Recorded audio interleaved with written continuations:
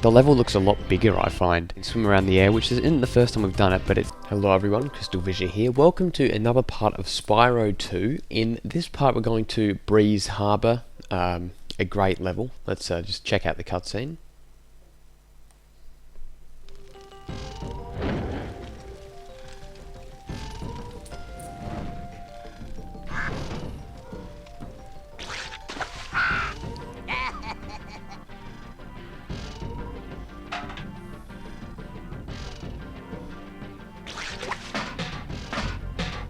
Jesus, okay. So let's just talk to him first, and then I can finally talk. Please excuse our mess, Spyro. We are currently suffering from a land blubber infestation. First they put out the fires on our boilers, and now they've shut down our ship, too. If you could stoke up the fires under the boilers, I'm sure you could make your way to the ship. The steam from the boilers will activate our highly advanced machines. Okay, so this is Breeze Harbour, and it's definitely one of my more favourite, I guess it's one of my favourite levels in the game. Maybe, I don't know exactly why, I just feel like it's just a really well polished, rounded level, while still managing to be, you know, typically like Spyro, you know, with a good mix of challenges, you know, both platforming and sort of conventional platforming. The premise of the level, it's linked to Zephyr for obvious reasons. You'll see the enemies are the same species as the land. The land blubbers are the same species in both the levels, and see Zephyr is attacking Breeze Harbour, and likewise in the other level we were helping out the Breeze builders attack the land blubbers. So essentially Spyro is being a two-faced coward here. He's fighting for both sides of the team in order to get the talisman, so he's pretty much helping and hindering both sides, and there's no real consequences for him doing that other than, you know, who knows. Spyro is always looked at as the hero, but I guess in this case he really isn't the hero, because he's what one is the good guy and what one is the bad guy. So that challenge, there's a challenge that involves having to get 8 of these bomb things. That was 2, there's another 2, there's another one behind this. Try and sort of aim it backwards. There we go, there it is. You got to kind of assume where it is a little bit. So if you were to jump around here, you can also get some more gems. See, it was like right here, I think, like maybe, I think there maybe. This level also boasts the swimming in the air glitch, which you're going to see in a second. I shall do this. Ready? Okay, so that rises to the water. The water allows us to go over here, but before we do that, what I'm going to do, I'm just going to kill this guy, kill him, and turn the water on. And now you see that as soon as you turn the water on, he will start attacking you. Now, even if you can jump on one of the boat over here that takes you over, even if you jump on that, and you've got like this on and he's over there, it won't move, because it basically like assumes that it will eventually get you. So you got to kind of be careful like that. I guess it's just in the engine. So swimming in the air. See how like we go across the easy. Look at that. Just charge into the water, and we've done the swimming in the air. Now don't collect any of these tile things there, because we need them. Might as well go talk to this guy over here. Those land blubbers have littered these metal spike mines all over the harbor. If you can clear them out, I'll give you this orb I found in a clam. In a clam yesterday. Yeah, so you see that the voices of them are actually the same as Hunter. I can't remember the voice actor name, but they are. And it would be awesome if I could actually like shoot these from there. But yeah, you're obviously not meant to go around here, but it's pretty awesome to do so. Would this be invisible? No, this is not in... Wait, I want to see what's up here. If I could go through it. Yeah, okay, it doesn't even exist. So now we're actually inside the structure, because I guess there's no point for it to exist, isn't there? Anyway, let's continue on. We usually can hop on this thing, but you know what? Who cares? Let's just go through here and just like wreak havoc like this. So musically, once let's not wreak havoc. Instead, I'm not going to do the swimming in the air glitch because it seems to have caused me many glitches. We might as well just go over here normally. And as I was saying before the game crashed for the 16 millionth time, I believe that the music in this level is quite good, and I feel that it's very similar to Spyro 1's music. Just give a listen to some of the chords. Can you hear that? It's very reminiscent of Spyro 1 style, sorry. And I think that's a good thing because, you know, I think it makes it a stronger tune. It gives it a bit of a callback to the classic days, quote unquote. The classic days, yes, I know. Pretentious does that sound, but oh shit. Pretentious doth thus sound us, Shakespeare, or something. And actually, I want to bring up a few points from Zephyr. Got a fantastic comment section the last time. I cannot tell you the level of debating that went down there, the level of discussion, or what I was left from that discussion. I suppose you should go and check out what's it called? I suppose you should probably go check out my Let's Play part of Zephyr in case you haven't seen that yet, which I'd be surprised if you hadn't, if you've been watching the LP. But I basically was talking about Romeo and Juliet, two characters in the Spyro level in Zephyr, which were, you know, apparently I'd assumed that they were gay because it was Romeo and Juliet and they were both men. Now people know my stance on all that stuff. I'm very pro, you know, equal marriage and stuff like that. And yeah, I will push some political opinion, but I will push a few things on people. Just about what some people said about how marriage should be between a man and a woman. Back in the Bible days, you know, you used to be able to rape women and then they'd instantly become your wife. You'd also be able to have multiple wives. So the whole argument about marriage being you know, unchangeable, that's bullshit, because that just simply does not exist. Marriage has changed a lot since it was brought up. The second point is XX Badass Pro Gamers XX said that you know, that the whole Romeo and Juliet thing could be a reference or could be referring to how back in the day in the old Shakespearean plays, you would actually see men being played, or women characters being played by men.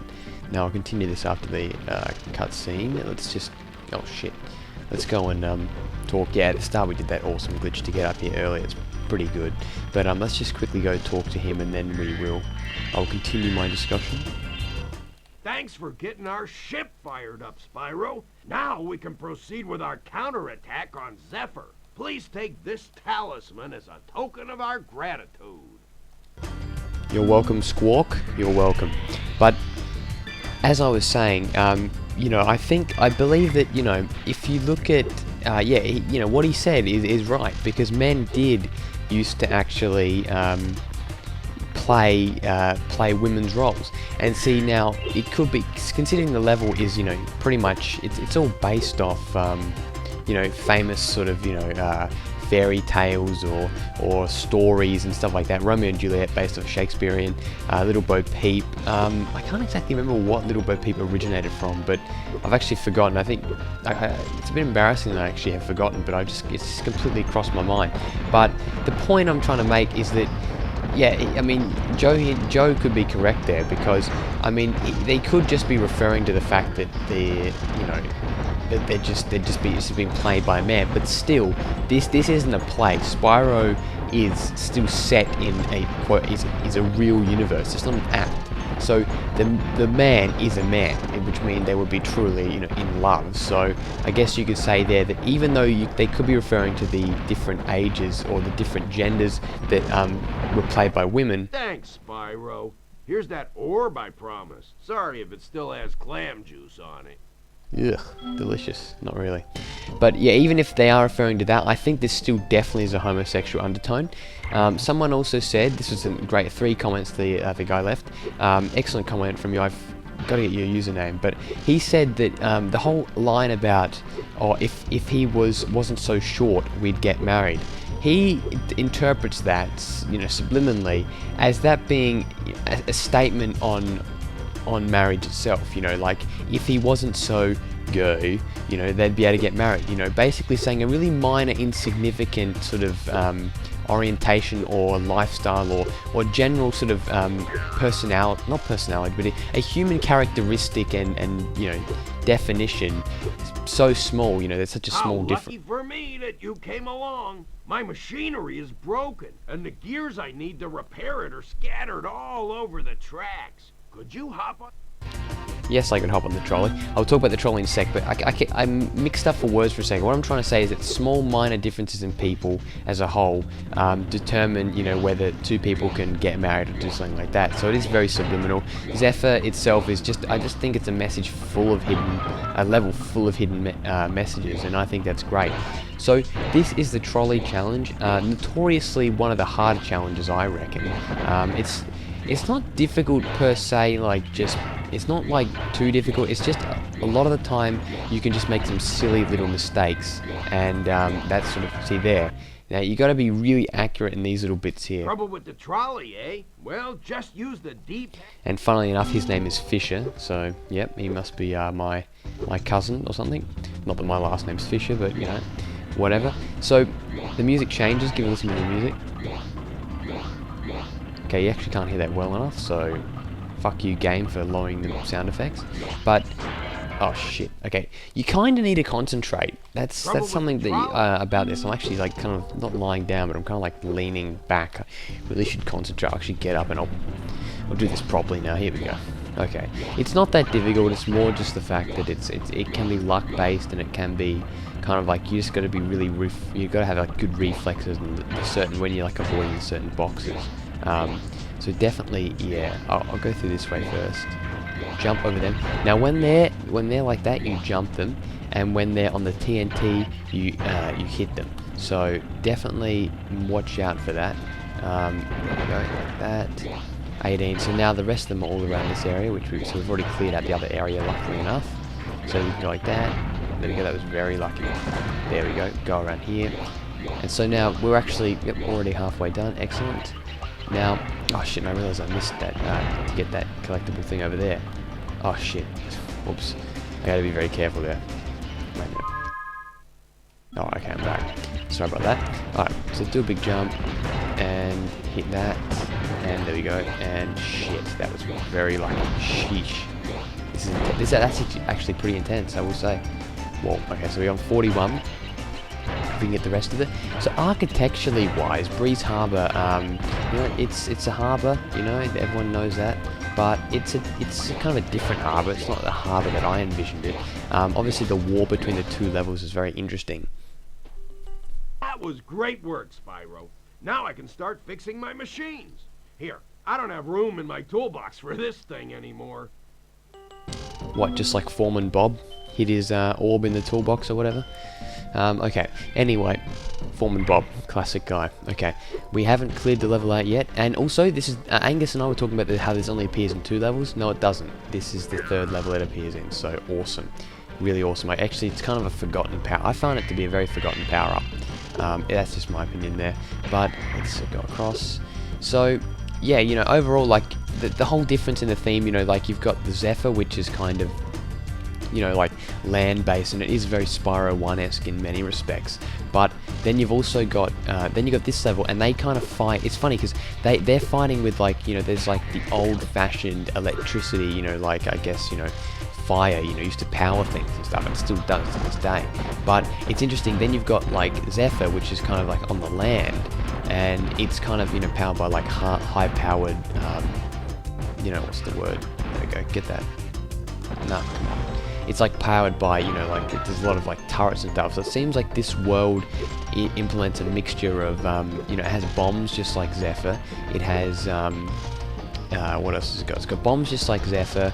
It's got, you know, explosives like Zephyr. It's got the turrets like Zephyr, and it's also got like a water and a ship. So I'd say that these guys are doing a lot better. I mean, look, the water ones, the land blubbers, they're just attacking with water, which is quite funny because this is like meant to be, you know, Breeze Harbour. It's meant to be, you know, a harbour. So I don't know what I'm trying to say. I sound like I'm rambling just a bit, but cutscene time.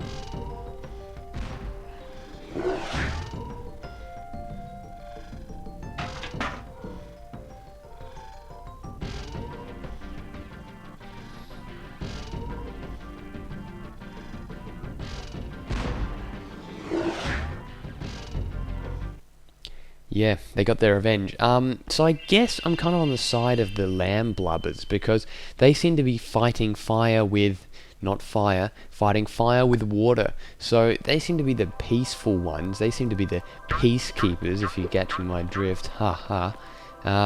Actually, I actually missed a life up here as well. Might as well get that. It's a bit weird that I can remember that, but I just do. But yeah, so overall that is the level done. I think it's a good level. Once again, I said that multiple times. The level crashed like 50 million times, so screw the swimming in the egg glitch. For some reason it seemed to trigger some kind of actual game ending glitch. In the next part we're going off to Scorch, so look forward to that. Good level coming up. Thank you for watching, guys.